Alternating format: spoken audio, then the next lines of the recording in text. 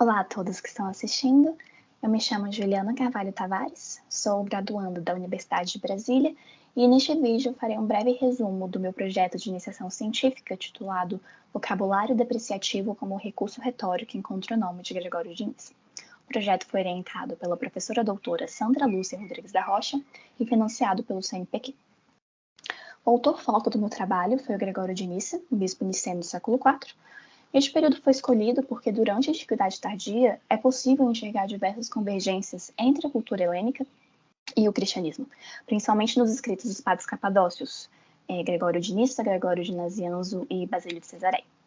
Isso se deve ao fato de que a educação clássica de filosofia e retórica era muito comum entre os membros da igreja na época.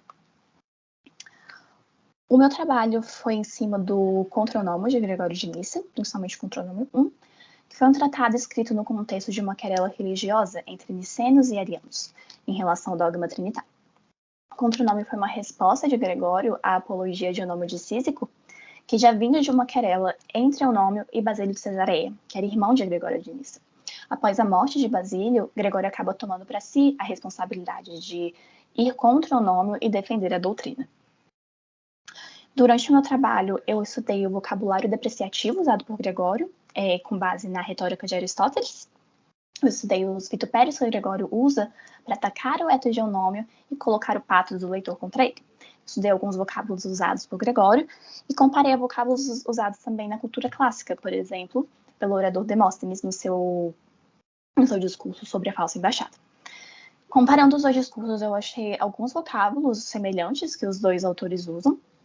Um exemplo que eu coloquei foi o Rossofós, que ambos usam para descrever o oponente como um orador muito engenhoso, que usa as palavras para seduzir o público, mesmo que elas não tenham verdade nem ética. Gregório chama o nome de Rossofós Logógrafos, engenhoso prosaísta, e Demóstenes chama Ésquines de Rossofós Kaidenos Hutos Kaiophonos, este orador engenhoso e terrivelmente hábil de voz vibrante. Algo muito interessante também entre esses dois autores é o uso do termo sofistes. Demóstenes usa em diversos discursos dele o termo para atacar o seu oponente, assim como Ésquines também o faz com Demóstenes. O termo sofista, né, tinha uma conotação negativa na época, principalmente nesse contexto de processo judicial. No contronômio, por outro lado, Gregório em nenhum momento chama Eunômio de sofista.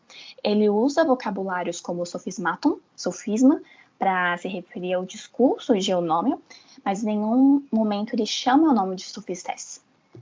Pelo contrário, em algumas cartas de Gregório, você pode ver que ele usa o termo para se referir a pessoas a quem ele respeitava, como o orador libânio. Então, realmente tem essa diferença de conotação do termo sofistes entre Gregório e Demóstenes. O tratado contronômio, como o próprio Gregório diz, foi feito como uma defesa de duas frentes. Uma defesa ao ataque feito à doutrina e uma defesa ao ataque pessoal feito a Basílio por Eunômio. Mas o que acontece? Quando o Gregório leu a Apologia de Eunômio, quando ele escreveu a primeira parte do tratado, Basílio havia acabado de morrer. Então, o luto ainda era muito recente.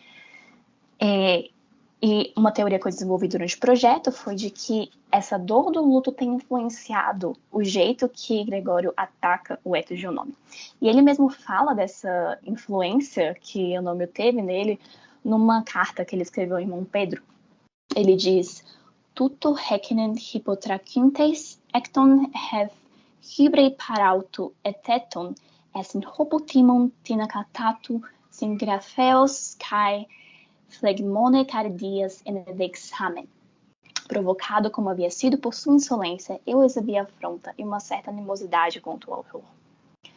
Então, minha teoria é de que o luto, a dor do luto de Gregório pelo irmão, instigou indignação e inimizade quando ele leu a Apologia de Eunômio.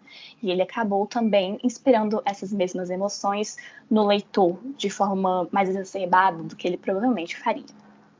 No final do trabalho, eu concluí de que realmente Gregório tinha um conhecimento muito grande da cultura helênica pelos recursos retóricos que ele usa no tratado, e provavelmente a morte de Basílio realmente influenciou o uso dos vitupérios que ele usa para atacar o eto de Eunômio. Muito obrigada a todos por assistirem.